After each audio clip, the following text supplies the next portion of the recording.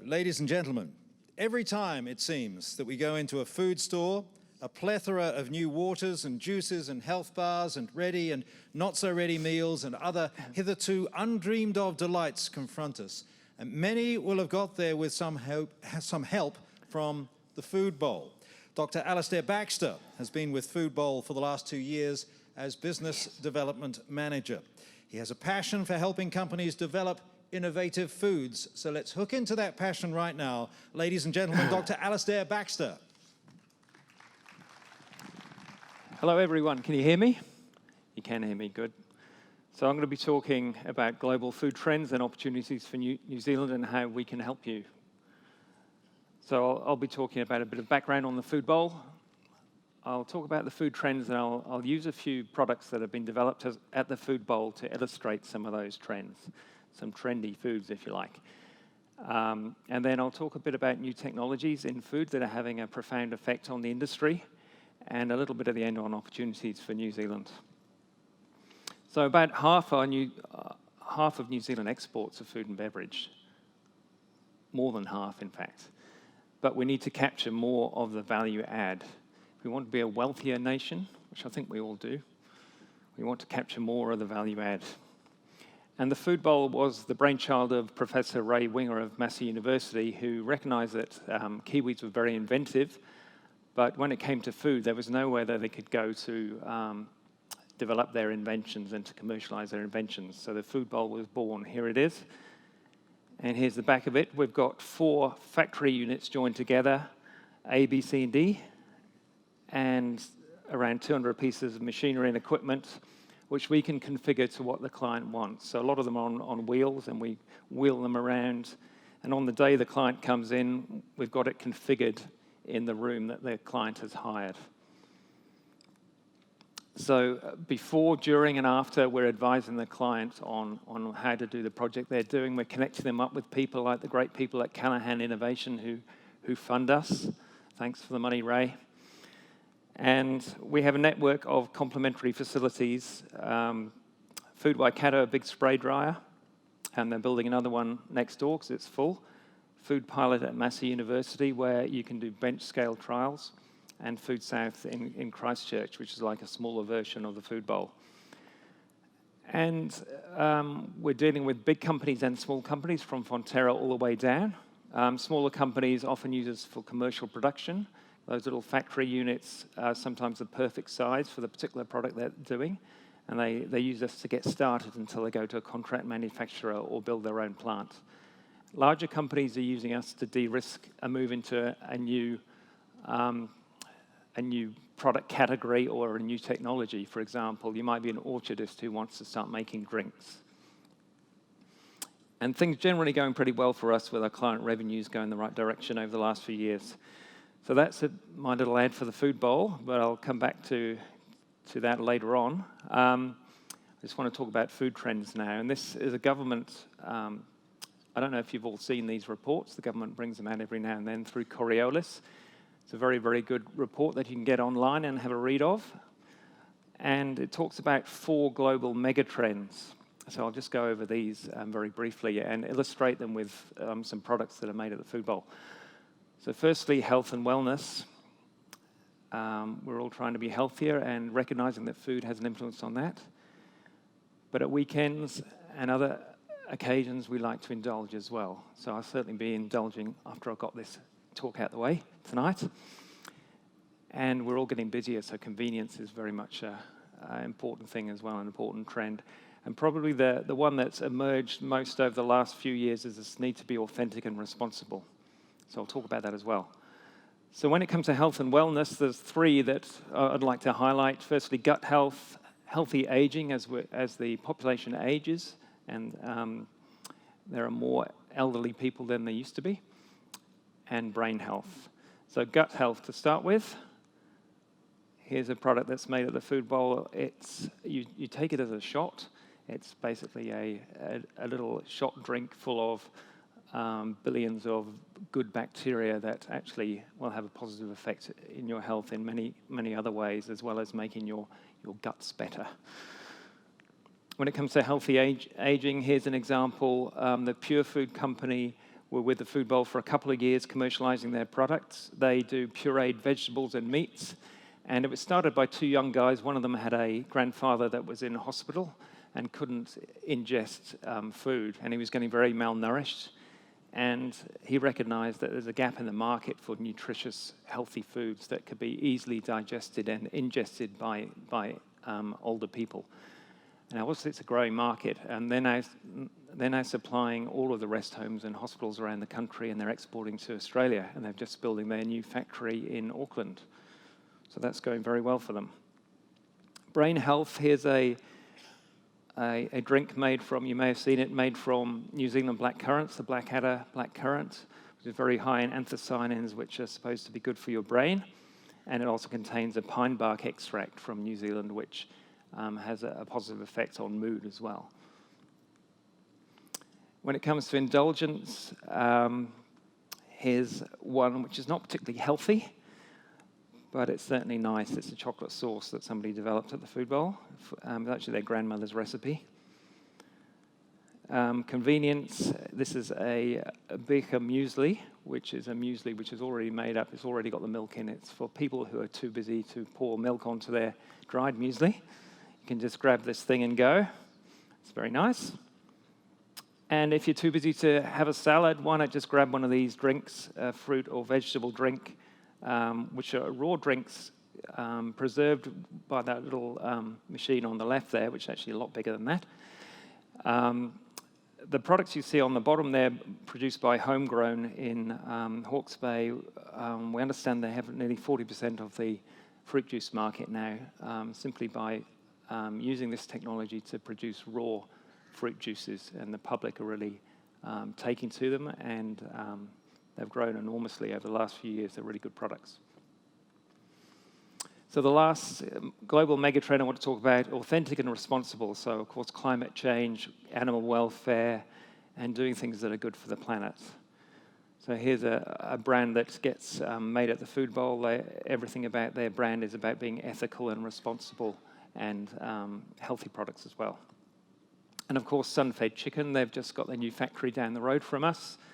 And I'll come back to this plant-based everything later on in my talk. How many people have tried this product, by the way? Hands up. It's not too many.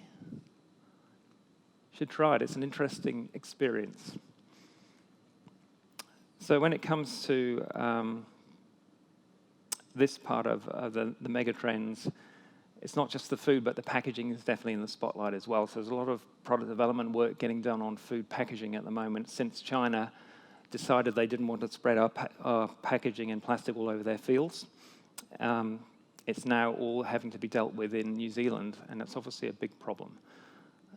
Can I have a plastic bag with it, please? No, it's already inside. We're all very worried about the effect on the environment of all the plastic that we throw in our bins. Most of it, even if it's compostable, recyclable, most of it ends up in the landfills anyway. So it's in the spotlight, and we just did a workshop at the Food Bowl on food packaging with the Sustainable Business Network. Their report is available online as well if you want to have a look at what the situation is in New Zealand with plastic packaging. We've signed up the International Declaration for 100% sustainable packaging by 2025. And this report said that urgent action is needed from business, from government, and from all the people in this room to do something about plastic packaging. Packaging formats need to be simplified. We need better recycling, composting facilities. We need better labeling so we all understand what you're supposed to do with this thing you've just bought. And we need better collection systems than the ones that we've got at the moment. So as well as understanding trends that are close to home, it's very important to understand the trends that are happening in your target market. And I just want to use China as an example, because 22% of our exports are now to China. Over there, the food consumed is changing, and it's partly due to some of the things that are happening in the population. Urbanization is very much a factor. They've got an aging population like us. There's middle-class consumers emerging in China, and there's a lack of trust in food in China. There's food fraud is rife over there. So It's very important for Chinese people to trust the brand that they're buying. Western influencers are coming in, there's increasing brand awareness, and there's the influence of information technologies, which is allowing them to find out more about their foods. So the government, through the High Value Nutrition Challenge, is educating people and finding out more about what Chinese consumers are looking for. And if you want to find out more about that, you can go to that website and find out what the Chinese consumer is really looking for when it comes to food. And NZT&E are doing a lot of work in this area where they're persuading their clients to really think about what the consumer is needing and wanting, and designing a food product that will actually appeal to that customer. Sounds obvious, but people end up doing it backwards sometimes. Right, I just want to talk about some new technologies that are having an effect on food, and certainly the information technology revolution that we're all going through at the moment is having a massive knock-on effect to the food industry. So increasingly, the smartphone is a screen of choice, and we're using it to organize our lives. In Asia and our target export markets, it's very much the case as well, where WeChat is used for so many different things in everyday life. So one of the things that is happening as a result of that is people in our export markets are going to get instant access, or going to want instant access to information about the foods that they are buying or thinking of buying. So it's so important to have that information available to those consumers through the technology that is becoming available. So you need to think about having traceability from farm to plate mapped out, and a story about your food. You want to be talking about the provenance of your food, the sustainability and ethics around it, production methods used. Increasingly, consumers are wanting to know all those things about the food, because they'll be able to just tap their phone on your food product and all of those things will pop up on their phone. So you want to make sure you've got a good story. And some companies are already doing a very good job at this. Ovation Llama have a great story, great provenance, and doing a very good job of sharing this with their target market. Another result of the information technology is personalized foods are growing. So this is an app or a product you can buy. You basically can personalize the snacks that get delivered to your door. So as well as information technology helping with delivery options, it's also helping you choose, and there's a lot more personalized foods.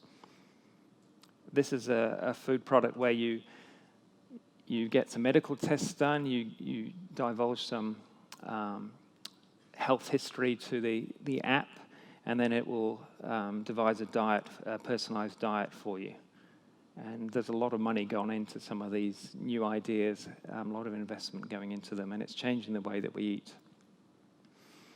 I'm not going to talk too much about gene editing because I don't really want to compete with Sir Peter Gluckman, so I'll keep it very brief. Hands up in the room who thinks gene editing is a good idea. Most people. Good to see. So it's obviously going to have a huge effect on New Zealand in the future, and it's going to be very interesting to see the debate work through Parliament or whatever over the next few years, because it's going to have such a profound effect on the food industry with nutritional enhancement of plants, plant disease resistance, new varieties, all sorts of other things. Now, one food technology I want to touch on is this thing called MATS, or microwave assisted thermal sterilization. This is an incredible technology for producing restaurant quality foods that pretty much last forever. So I'll just explain how it works. At the moment, if you're going to make a prepared vegetable, maybe, or a prepared ready meal, your options are frozen. You could freeze it, you could chill it, a chilled ready meal, or you could put it in a can. Obviously, there are lots of drawbacks with many of those things. Frozen foods, the texture's not that great, the quality's not great. If you're exporting it, it's got to be frozen all the way through the export chain. Chilled food's better quality, but it doesn't last as long. Canned foods last forever, but it's just a mush, isn't it, when you get it out of the can? So with this new technology, we're able to produce restaurant quality, ready-to-eat meals that are shelf-stable, no need to chill them. preservative-free, and they have very long shelf life, years, in fact. So they're perfect for export and home delivery. So at Massey University, they're doing a lot of work on this technology. They've got a little unit down there, and they've got a lot of companies interested in developing and working with this technology. You stick a food in one end, and it goes through this water bath, gets heated up for just a few seconds or minutes, and then it gets zapped with a microwave just for a few seconds, cool down very quickly, and it's in a sterile container, so you end up with something which is effectively sterile restaurant-quality food. So imagine if you're exporting a side of salmon, and you can produce it so it's restaurant quality when they open up the container, and it hasn't needed to be frozen or chilled all the way through that export chain. And I understand asparagus is particularly fantastic through this. It's not like the canned stuff that you get from Watties. Nobody from Watties in the room, hopefully. Apparently it tastes like it's been made in a restaurant. And of course, Amazon are very interested in this because for delivery of meals to people's homes, it's great that it doesn't need to be chilled or frozen. If it's sitting on their doorstep in Florida, it's probably going to go off if it's chilled. Right, here's another new technology, new food technology. This is our vacuum dryer we've got at the food bowl. Essentially, you stick a vegetable in one end and dried vegetables come out the other end. So very good for doing dried sweet corn, for example, and much, much cheaper than the usual method which is used for vegetables, which is freeze drying. So it's a continuous process, cheaper than freeze drying, and they're building a huge facility down in the Bay of Plenty which will allow people to book time on that dryer, and we believe it's going to be game-changing for part of the industry that is interested in this. Another one that we've got at the food bowl, supercritical CO2 extraction, and this is a Callaghan Innovation Unit. Thank you, Callaghan, guys, again. And this is one of the techniques that are getting used for this plant that we're all very good at growing. Well, some of us are good at growing, sorry. Hemp is very much on the up, as was just mentioned, and in parts of the world they're starting to put CBD into foods as well. So watch the space for that. So plant-based everything, something like 20% of the inquiries I get at the food bowl, and I probably get half a dozen a day, 20% are on plant-based foods. So it's a very, very big growth area. So when it comes to plant-based meats, in 5 years there will be large-scale production of plant protein meats in the US. People are just working out how to commercialize it and make it in large quantities. And given the US takes about 44% of our beef exports, this is an opportunity for us, but also a big threat. So I'm just going to put this video on just for a short time, hopefully.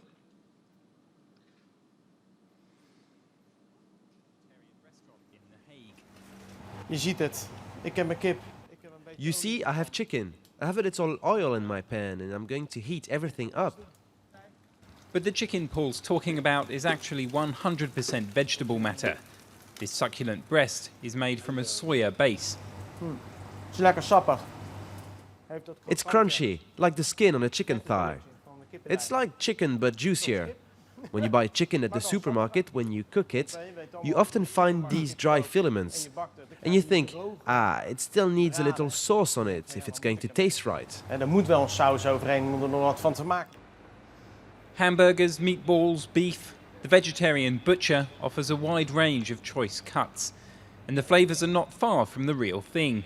Thanks to techniques developed in a Dutch university, the restaurant can reproduce meaty fibres using a machine which compresses a paste obtained from soybeans.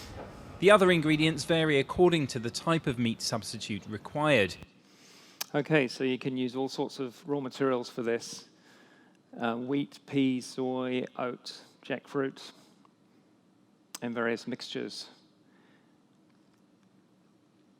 And you need a machine like this to make them, and we've got one of these at the food bowl as well. We're running a course next month on how to make them. So if you're interested in that, it's a 2-day course on making meat from plants. And the government has, and various agencies like Beef and Lamb have brought out lots of reports on this as well, and they're all available online if you go to the MB website. because this is definitely a threat to our meat industry. Here's the Impossible Burger. And MPI did a report on this. What it said was that 30% of people who tried the Impossible Burger would eat it regularly. Let's do a quick survey again. Hands up if you had the option of buying a meat burger or a plant-based burger that tasted exactly the same as the meat and was the same price. How many of you would buy the plant-based version? So I'd say that's like 25%. That's not too bad. If it was half the price, how many would buy it? Quite a few more. So that's the one that I ate, and it does taste just like a beef burger. It's quite amazing.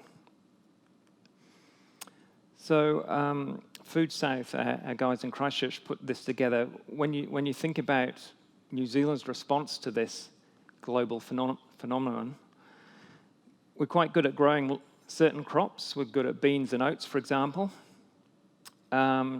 And we're good at formulating foods and making consumer foods. What we're not good at is that bit in the middle is making proteins from those crops. There's no big facilities in the country at the moment that take oats or beans and extract and make proteins. So there's a bit of a gap there that people are thinking about. What do we do about that gap? But when KFC are launching a vegetarian version of their chicken, which they are, it's obviously a market trend, so we need to be aware of it and respond to it in some way.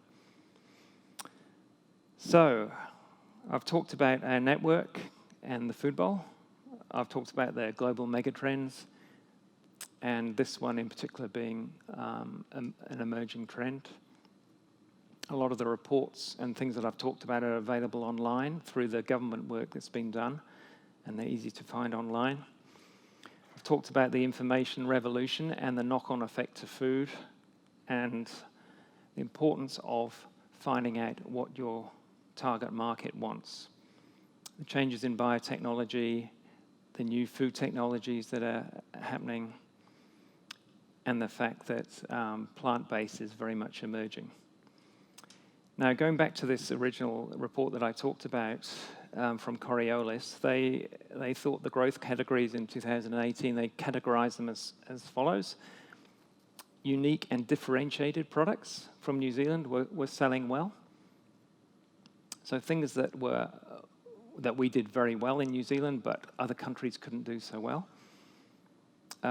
Products that were counter-seasonal to the Northern Hemisphere were selling well as well. For example, cherries, blueberries, maize seed, and avocado. Other growth categories, products that were in line with global trends, that's some of the ones that I've just mentioned, and products with status or provenance, so talking about the story of your food. So it keeps coming back to this, and some of the other speakers have mentioned it. You need to find out what your customers want. You need to build trust with your consumers, because it's going to be much easier to get found out with the internet and information technologies. So make sure what you're doing is going to be safe, ethical, and sustainable. Be transparent about what you're doing, because consumers are demanding that. And tell the story of your food with its provenance. If you've got a good story around provenance, which some of the other speakers have mentioned, then that really gets buy-in from the consumer about your food product. And it's about protecting and building our brand. And just at the end, I just want to say, it's probably, at a horticultural conference, it's probably a nice thing to say at the end that plants very much their place in the sun at the moment. It's an emerging trend, so there's opportunities for people in the room to take advantage of the fact that people are wanting this type of food product now. So if you're interested in finding out more about me and at the Food Bowl, just give me a call. We can brainstorm. If you want to do some work with us, I can take you through the facility, talk to our engineers, and we can plan what you might want to do with us. And then it's a matter of booking a few days with us, and away you go. So thank you very much.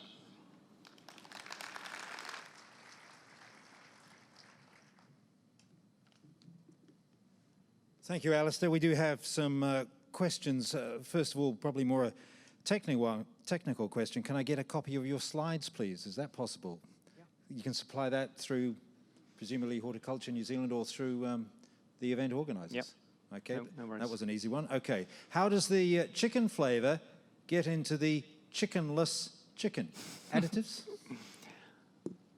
Well, I'm not allowed to say.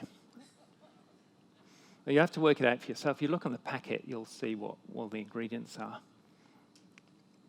You and the Colonel, eh? Not allowed to say. It's a secret blend. Yeah, I don't actually know what they put in it, to be perfectly honest. I think it's a secret mix of 11 herbs and spices, isn't it? I used to work for a seasoning company, so I do know what people use for things like that. And generally, people use yeast extracts nowadays and various other food ingredients and additives to add flavour. So that's the thing about those plant-based meats. People would argue that some people would much rather eat a piece of chicken than a processed plant. So there's pros and cons to any food product, isn't there? Personally, I prefer to eat chicken than an analog chicken. But some people would prefer to eat the analog chicken. So yeah, it really depends the value you see in something being completely natural and the value you see in something being, better for animals or better for the environment. A question from Diane Vesti. Diane, thank you. What effect does microwave-assisted sterilisation have on good bacteria in food, which are essential for gut health? That's a very good question. It actually kills them, so there wouldn't be any left. So that's the short answer to that one. And a question from Shola. No cancer risk associated with the mats? No, not at all.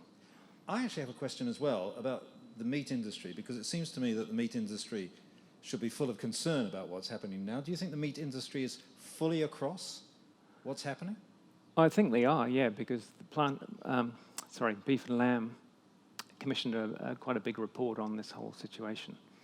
So they're trying to decide how to respond to it at the moment. One of the things that they're saying is very important for them is this whole thing about provenance and premiumising New Zealand beef, because New Zealand beef, 44% of it goes to the US. A lot of that is just simply ground up, and no one would know where the beef came from by the time it's eaten.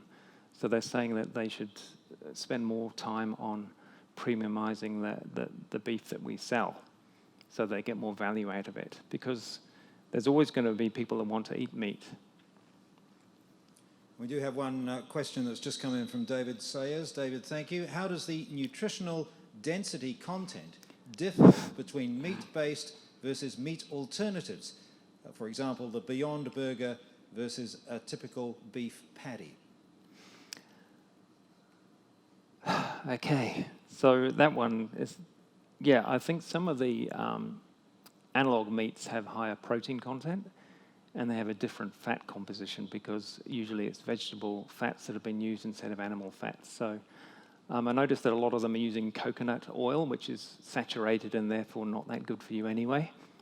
Yeah, I think all of them are slightly different. But generally, they try to get close to the nutritional composition of meat, but somehow make it sound like it's better for you. Of course they do. I think it's interesting too what you say about the horticulture industry having its place in the sun. That was a very interesting way to finish. But terrific information to scale up and commercialise food product. Thank you for what you have brought to this conference. Ladies and gentlemen, Dr. Alasdair Baxter.